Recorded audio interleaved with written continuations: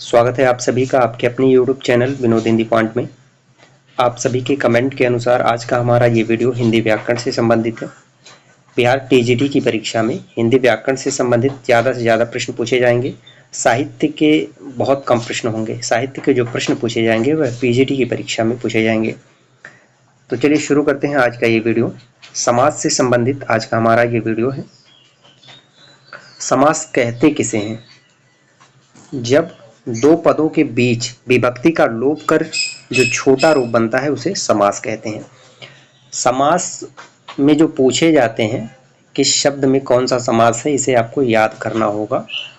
अव्ययी भाव, तत्पुरुष, कर्मधारय, बहुब्रीहि, द्वंद्व और द्विगु, इन सभी के उदाहरण को अच्छे से याद करना होगा।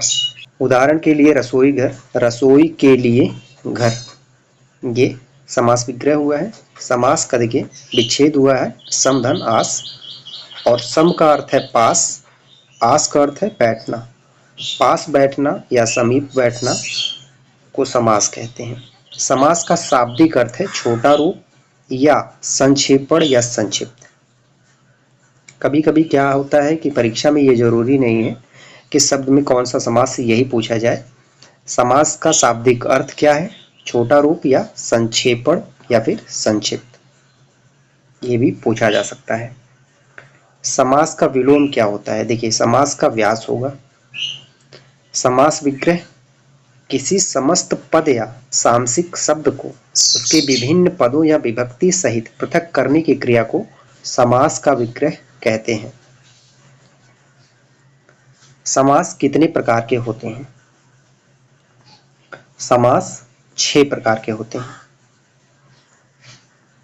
अव्ययी भाव, द्वंद्व, द्विगु, कर्मधारय, बहुब्रीहि और तत्पुरुष। सबसे पहले पढ़ते हैं अव्ययी भाव समास। जिस समास का पहला पद प्रधान या पहला पद अव्यय, इन दो में से एक होगा। या तो पहला पद प्रधान होगा या फिर पहला पद अव्यय होगा, वहां पर आपका अव्ययी भाव समास होगा। ठीक है। अव्यय जो शब्द लिंग, वचन, कारक तथा काल के अनुसार परिवर्तन नहीं होता है उसे अव्यय कहते हैं। पहला पद प्रधान होगा या फिर पहला पद अव्यय होगा। अव्यय में जो शब्द लिंग, वचन, कारक तथा काल के अनुसार परिवर्तन नहीं होते हैं उसे अव्यय कहते हैं। अब उदाहरण देखिए अव्ययी भाव समास के, जो अब तक पूछे गए हैं, बार बार पूछे गए हैं। यथाक्रम, विग्रह इसका होगा क्रम के अनुसार। यथाशक्ति, ये सभी अव्ययी भाव और समास के उदाहरण है। यथाशीघ्र, ये भी कई बार पूछा गया है, जितना शीघ्र हो। प्रतिदिन, प्रत्येक दिन। प्रतिक्षण, प्रत्येक क्षण। यथाविधि, विधि के अनुसार। यथेष्ट, इच्छा के अनुसार। प्रत्यक्ष, अच के आगे। प्रत्येक, हरेक दिन। सपरिवार, परिवार के साथ। प्रत्युपकार, बदले के उपकार। प्रतिपल, प्रत्येक पल। यथावसर, अवसर के अनुसार। यथा गति, गति के अनुसार। प्रतिक्षण, हर क्षण। यथाशक्ति, शक्ति के अनुसार। यथास्थान, जो स्थान निश्चित है। यथामति, जैसी मति है। यथार्थ, जैसा अर्थ है वैसा। यथोचित, जैसा उचित है। प्रतिध्वनि, ध्वनि के बाद ध्वनि। प्रतिशत, प्रत्येक शत यानी सैकड़ा। प्रतिहिंसा, हिंसा के बदले हिंसा। प्रतिद्वंद, द्वंद्व के बदले द्वंद्व। ये सभी उदाहरण अव्ययी भाव समास के हैं। जिस समास का पहला पद यथा और प्रति से शुरू होता है उसमें सदैव अव्ययी भाव समास होता है। ये अव्ययी भाव समास पहचानने की एक ट्रिक है। ये जरूरी नहीं है अव्ययी भाव समास के सभी उदाहरण जो है यथा और प्रति से प्रारंभ हो। ज्यादातर शब्दों में ये देखा जाता है पहला पद यथा और प्रति से शुरू होता है, वहां पर आपका अव्ययी भाव समास होगा। अव्ययी भाव समास पहचानने की दूसरी ट्रिक है, एक शब्द 2 बार आए और वह शब्द अव्यय की तरह कार्य करे उसे अव्ययी भाव समास कहते हैं। एक शब्द 2 बार आए, वह शब्द अवयव की तरह कार्य करे उसे अव्ययी भाव समास कहते हैं। जिस शब्द के पहले उपसर्ग जुड़े होते हैं उसे अव्ययी भाव समास कहते हैं। उदाहरण, साफ साफ, एक ही शब्द दो बार आ रहे हैं, साफ साफ, तो इसका विग्रह होगा साफ के बाद साफ, यहाँ पर अव्ययी भाव समास है। घर घर, विग्रह होगा प्रत्येक घर, यहाँ भी आपका अव्ययी भाव समास है। हाथों हाथ, एक ही शब्द दो बार आ रहे हैं, यहाँ पर आपका अव्ययी भाव समास। बीचों बीच, ठीक बीच में, कानों कान, कान ही कान में, सुना सुनी, सुनने के बाद सुनना, घड़ी घड़ी, हर घड़ी, चला चली, चलने के बाद चलना, एकाएक, एक के बाद एक, बार बार, बार के बाद बार, कृताकृत्य, क्रिया बेक्रिया, धड़ाधड़, धड़ के बाद पुनः धड़, पल पल, पल के बाद पल। ये सभी उदाहरण अव्ययी भाव समास के हैं।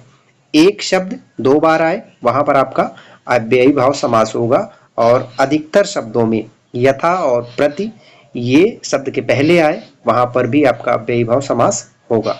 अन्य उदाहरण है रातों रात, रात ही रात में, एक एक, एक के बाद एक, भागम भाग, भागने के बाद भागना, दिनादुन, दिन के बाद दिन।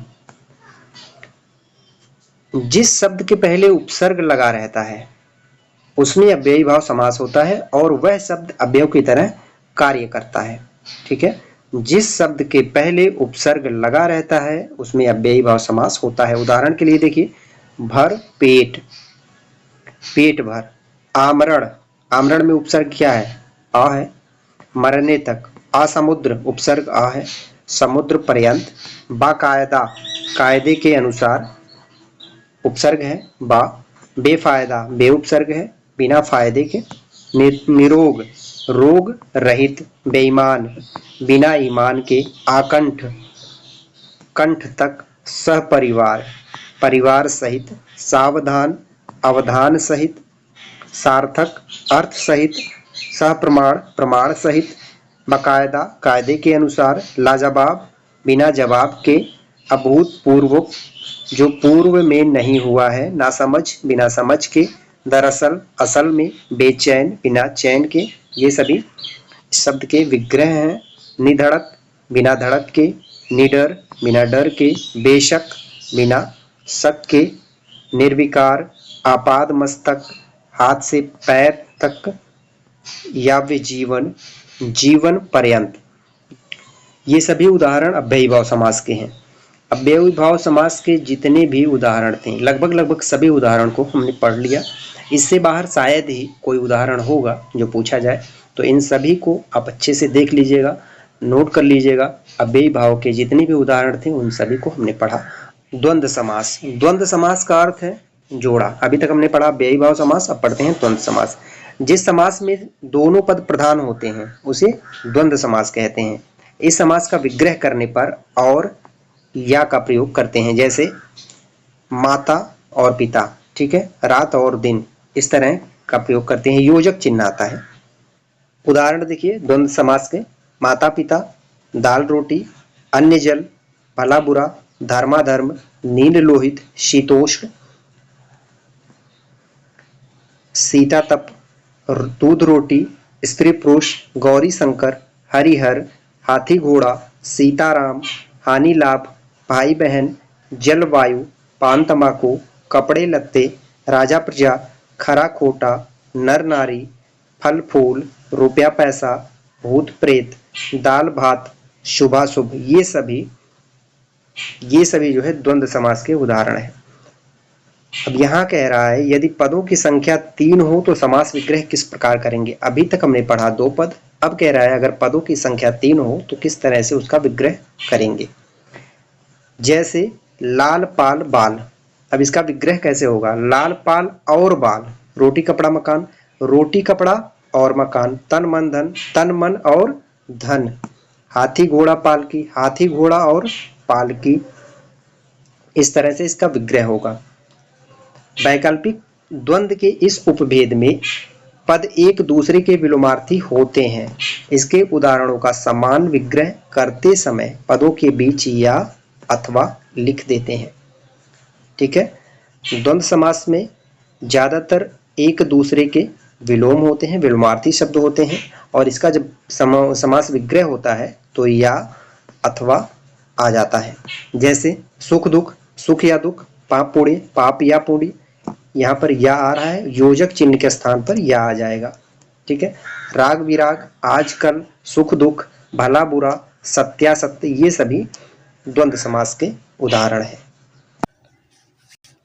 अब पढ़ते हैं द्विगु समास। द्विगु समास की परिभाषा है, जिस समास का पहला पद संख्यावाचक हो और वह संपूर्ण समुदाय या समूह का बोध करता हो, उसे द्विगु समास कहते हैं। इस समास का विग्रह करने पर समूह या समाहार का प्रयोग होता है। कह रहा है जिसका पहला पद संख्यावाचक हो और संपूर्ण समुदाय या समूह का बोध करता हो, उसे द्विगु समास कहते हैं। उदाहरण देखिए, नवरात्र, पहला शब्द नौ है, संख्यावाचक, नवरात्रियों का समाहार, इसका समास विग्रह होगा नवरात्रियों का समाहार, यहाँ पर आपका होगा द्विगु समास।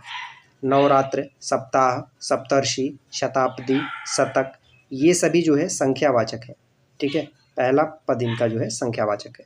पंचवटी, 5 वटों का, चौमासा, 4 मासों का समाहार, संकलन त्रय, संकलन त्रय 3 का समाहार, त्रय 3 आ गया संख्यावाची। त्रिरत्न, अठन्नी, अष्टाध्यायी, दिगु 2 गायों का समूह, त्रिवेणी 3 वेणुओं का समाहार, दुपहिया 2 पहियों वाला, षठ ऋतु 6 ऋतुओं का समूह, त्रिमूर्ति 3 मूर्तियों का समूह, चौबारा, चौपड़, तिकोना, पंचपात्र, चतुर्युग, पंचरत्न, सभी में जो है संख्यावाचक शब्द हैं। चौराहा, त्रिभुवन, नवनिधि, त्रिकाल, दोपहर, शतसई, नवरत्न, ये सभी द्विगु समास के उदाहरण हैं। ठीक। कर्मधारय समास, इसकी परिभाषा है, जिस समास का एक पद विशेषण हो, दूसरा पद विशेष से हो, उसे कर्मधारय समास कहते हैं। एक पद विशेषण और दूसरा विशेष से, इस समास का विग्रह करने पर है जो का प्रयोग करते हैं। जब विग्रह करते हैं तो है जो का प्रयोग होता है। जैसे नीला आकाश, तो इसका विग्रह करने पर क्या होगा, नीला है जो आकाश, है जो आ रहा है ना, नीला है जो आकाश, नील गाय, नीली है जो गाय, महात्मा, महान है जो आत्मा, महर्षि, महान है जो ऋषि, मंद बुद्धि, मंद है जो बुद्धि, घनश्याम, घन जैसा श्याम। देखिए है जो के साथ साथ अब जैसा भी आ गया है। ठीक है, घन जैसा श्याम, तुलना की जा रही है। पीतांबर, पीत है जो अंबर, रक्तांबर, रक्त के रंग का जो अंबर, नीलोत्पल, नीला है जो उत्पल, परमाणु, परम है जो अणु, इस तरह से इसका विग्रह होगा। महाराजा, महाभोज, महादेवी, श्वेतांबर, बीरबाला, महाकाव्य, प्रियजन, अंधकूप, स्वरूप, सुपुरुष, नील रत्न, नील कमल, उच्च शिखर, महाजन, काली मिर्च, अधमरा, महापुरुष, काला सांप, दुष्चरित्र, भला मानस, ब्रजदेह, ये सभी कर्मधारय समास के उदाहरण हैं। ठीक है जो बताया गया है, समास विग्रह करने के बाद है जो या जैसे जिसमें आए वह आपका कर्मधारय समास होगा। कर्मधारय समास जहाँ उपमेय तथा उपमान में संबंध होता है, उसमें कर्मधारय समास होता है। इसका विग्रह करने पर रूपी का प्रयोग करते हैं। जब विग्रह किया जाएगा तो रूपी का प्रयोग होता है। जैसे यहाँ विग्रह करने पर ब्रजदेह में देख लीजिए, ब्रजदेह, ब्रज है जो शरीर, है जो का आया, उसी तरह से रूपी का प्रयोग होगा। इसके और उदाहरण देखते हैं। रूपी का प्रयोग कैसे होता है, मुख चंद्र, मुख रूपी चंद्रमा, देखिए इसमें उपमा की जा रही है। ठीक है, तुलना की जा रही है। मुख की तुलना किससे की जा रही है, चंद्रमा से। भवसागर, भव रूपी सागर, क्रोधाग्नि, क्रोध रूपी अग्नि, चरण कमल, चरण रूपी कमल, देह लता, लता रूपी देह, कर कमल, कमल रूपी कर, कीर्ति लता, लता रूपी कीर्ति, है जो, रूपी, जैसे, इन शब्दों में इन सब का प्रयोग जहां पर दिखे वहां पर आपका कर्मधारय समास होगा। जब प्रथम पद उपमान हो, यहाँ और देखिए, जब प्रथम पद उपमान हो तथा उत्तर पद उपमेय हो तो इसका विग्रह करने पर के समान का प्रयोग करेंगे। के समान, अभी तक रूपी, कमल रूपी, लता रूपी और लता रूपी देह, इस तरह का प्रयोग हुआ। अब इसमें कह रहा है के समान का प्रयोग हो, वहाँ पर आपका कर्मधारय समास होगा। उदाहरण के लिए जैसे चंद्र बदन, चंद्र के समान बदन, कमल नयन, कमल के समान नयन, लौह पुरुष, लोहे के समान पुरुष, अरविंद लोचन, अरविंद के समान लोचन, विद्याधन, विद्या रूपी धन, यहाँ देखिए रूपी आ गया, के समान। जैसे मीनाक्षी, मछली के समान आँखों वाली, कनकलता, कनक के समान लता, मुखार बिंदु, मुख के समान अरविंद। ये सभी कर्मधारय समास के उदाहरण हैं। ठीक है, इन सभी उदाहरणों को आप अच्छे से देख लीजिएगा, इससे बाहर शायद ही प्रश्न पूछे जाएं। अब पढ़ते हैं बहुब्रीहि समास। बहुब्रीहि समास की परिभाषा है जिस समास का न तो प्रथम पद प्रधान होता है और न ही द्वितीय पद प्रधान होता है, कोई अन्य अर्थ निकलता है, उसे बहुब्रीहि समास कहते हैं। ना तो पहला पद होगा ना तो दूसरा पद होगा, इसमें कोई तीसरा पद प्रधान होगा, यानी तीसरा अर्थ निकलेगा, वहाँ पर आपका बहुब्रीहि समास होगा। इस समास का विग्रह करने पर वाला है, जो, जिसका, जिसकी, जिसके, वह, इस तरह के शब्द आएंगे। जब विग्रह किया जाएगा तो इस तरह के शब्द आएंगे। जैसे त्रिनेत्र, तीन है नेत्र जिसके, तो तीन नेत्र किसके हैं? सबके तो है नहीं, यह किसी विशेष व्यक्ति के हैं, तो अर्थात शिव जी। ठीक है, तीन नेत्र वाले हैं शिव जी, तो यहाँ तीसरा अर्थ निकल कर आ रहा है शिव। यहाँ पर आपका हो जाएगा बहुब्रीहि समास। यहाँ पर पहला संख्यावाचक है शब्द है, तो ये मत सोच लीजिएगा कि यहाँ पर द्विगु समास होगा, नहीं। त्रिनेत्र, तीन नेत्र हैं जिसके, शिव जी। मुरारी, मुर का आरी है जो, कृष्ण। गिरधर, गिरि का धारण करने वाला, यानी पर्वत को धारण करने वाला, कृष्ण। दशानन, दस है आनंद जिसके, रावण। 10 सर सबके पास तो है नहीं। गजानन, गज का आनन है जिसका, गणेश। दिगंबर, दिशाएं हैं जिसका, अंबर। घनश्याम, घन जैसा श्याम है वह, कृष्ण। पीताम्बर, यहाँ देखिए पीताम्बर जो है यह कर्मधारय समास में भी दिखाया गया और बहुब्रीहि में भी दिखाया गया। अपवाद स्वरूप एकाध प्रश्न ऐसे होते हैं। यहाँ पीताम्बर, पीत है अंबर जिसका, अर्थात विष्णु। ज़्यादातर पीताम्बर बहुब्रीहि समास में ही आता है।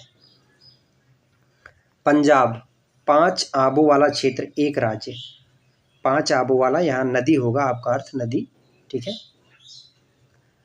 चक्षु श्रवा, चक्षु से श्रवण करने वाला सांप। 12 सिंगा, 12 है सिंह जिसके, हिरण की प्रजाति। यहाँ पर आप ये गलती मत कीजिएगा कि यहाँ पर संख्यावाची शब्द है तो द्विगु समास होगा, नहीं, ऐसा नहीं है।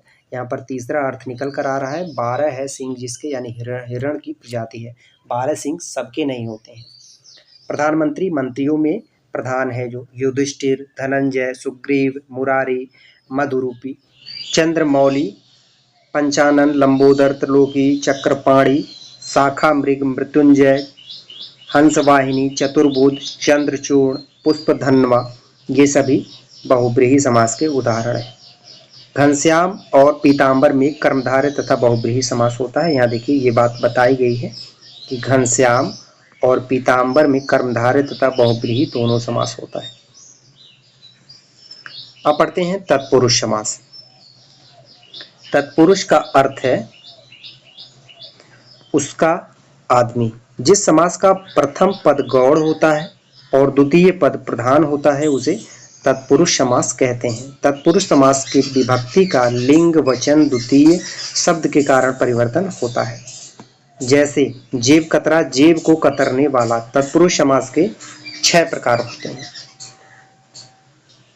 और उनकी जो विभक्ति है पहचानने की, कर्म तत्पुरुष, इसकी विभक्ति है को। करण का है से के द्वारा। संप्रदान का है के लिए। अपदान से अलग होना। संबंध का के की। अधिकरण का विभक्ति है में पर पे। कर्म तत्पुरुष, इसकी परिभाषा है इस समास में दोनों पदों के बीच को विभक्ति का लोप रहता है। उदाहरण, वनगमन, वन को गमन करने वाला। ठीक है। इसकी विभक्ति है कर्म की को। चीड़ी मार, चीड़ी को मारने वाला। कमर तोड़, कमर को तोड़ने वाला। दिल तोड़, दिल को तोड़ने वाला। प्राप्तोदक, उदक को प्राप्त। अग्निबक्षी, मनोहर। चितचोर, स्वर्ग प्राप्त। विदेश गमन, नरबक्षी। यश प्राप्त, यश को प्राप्त करने वाला। ये सभी जो है कर्म तत्पुरुष के उदाहरण है। अब देखिए करण तत्पुरुष, इसकी परिभाषा है इस समास में दोनों पदों के बीच से के द्वारा विभक्ति का लोप होता है। ठीक है, से के द्वारा। जैसे तुलसीकृत, तुलसी के द्वारा रचित। हस्तलिखित, हाथ के द्वारा। रत्न जड़ित, रत्नों से और के द्वारा। ये जो है करण तत्पुरुष की पहचान है, ये इसकी विभक्ति है। ईश्वर प्रदत्त, मेघाच्छन्न, गुणयुक्त, रेल यात्रा, रेखांकित, वाग्युद्ध, तारोभरी, मनगढ़ंत, देव विचरित, भणभुजा, रसभरी, मनचाहा, मनमाना, शिवार्पण, रोगग्रस्त, कष्टापन्न, शोकाकुल, मेघाच्छादित, श्रमसाध्य, जलावृत, पदाक्रांत, दर्याद्य, आंखों देखी, धर्मांध। ये सभी करण तत्पुरुष के उदाहरण हैं। संप्रदान तत्पुरुष, इसकी परिभाषा है इस समास में दोनों पदों के बीच के लिए विभक्ति का लोप रहता है। उदाहरण है रसोई घर, रसोई के लिए घर। हवन सामग्री, रणभूमि, गुरु दक्षिणा, सचिवालय, प्रयोगशाला, सत्याग्रह, लोकसभा। ठीक है, ये संप्रदान तत्पुरुष के उदाहरण हैं। भूत बलि, सभा भवन, आवेदन पत्र, सभा मंडप। इसका विग्रह देखिए, सभा के लिए मंडप, आवेदन पत्र, आवेदन के लिए पत्र, पुस्तकालय, कारावास, देशभक्ति, महंगाई भत्ता, रणवास, घर खर्च, परीक्षा भवन, रेल भाड़ा, देवालय, बलिवेदी, यज्ञ वेदी, यज्ञशाला। ये सभी करण तत्पुरुष के उदाहरण हैं। अब पढ़ते हैं अपादान तत्पुरुष।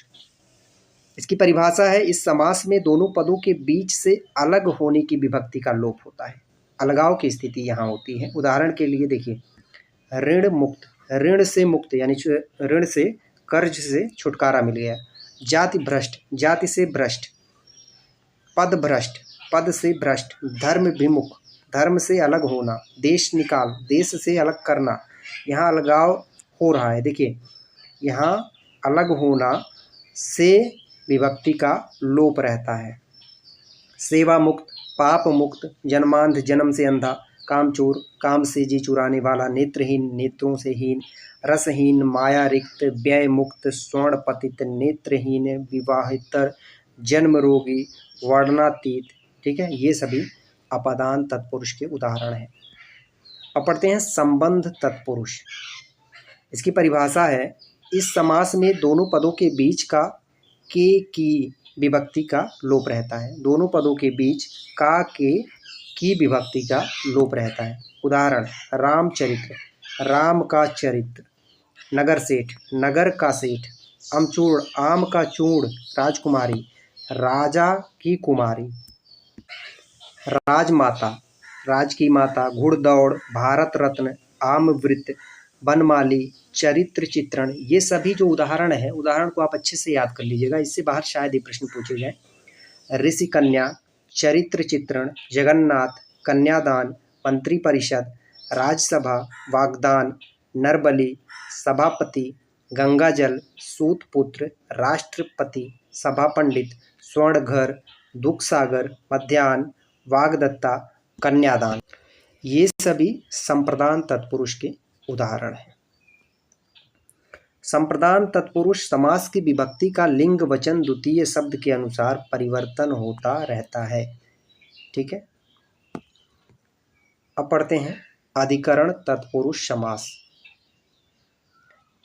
इस समास में दोनों पदों के बीच में, पे और पर विभक्ति का लोप होता है। में, पे और पर। उदाहरण के लिए, जीव दया, जीवों पर दया। घुड़सवार, घोड़े पर सवार। ठीक है, में पर इस विभक्ति का लोप रहता है। डिब्बा बंद, डिब्बे में बंद। ध्यान मग्न, ध्यान में मग्न। प्रेम मग्न, वनवास, कवि पुंगव, घृतांत, कार्यकुशल, गृह प्रवेश, फलासक्त, जगबीती, गृह प्रवेश, नराधम, शिलालेख, शिला पर लेख, नरोत्तम, नरों में उत्तम, सिरदर्द, आपबीती, लोकप्रिय, रणवीर, ऋषिराज, मुनिश्रेष्ठ, शरणागत, रेलगाड़ी, दही बड़ा, कर्म निपुण, धर्मापरायण, कार्यकुशल, उपमंडूक। आज की वीडियो में हमने पढ़ा समाज से संबंधित महत्वपूर्ण तथ्य। जितने भी शब्द समाज से संबंधित पूछे जाते हैं लगभग उन सभी शब्दों को आज के इस वीडियो में देखा। अब बेईभाव समास, कर्मधारय, द्विगु, द्वंद्व, तत्पुरुष सभी शब्दों को आज के इस वीडियो में देखा गया। वीडियो से संबंधित आपका कोई सुझाव हो तो आप कमेंट करके ज़रूर बताएं। मिलते हैं अगली वीडियो में समाज से संबंधित नए अभ्यास पेपर के साथ। तब तक के लिए नमस्कार।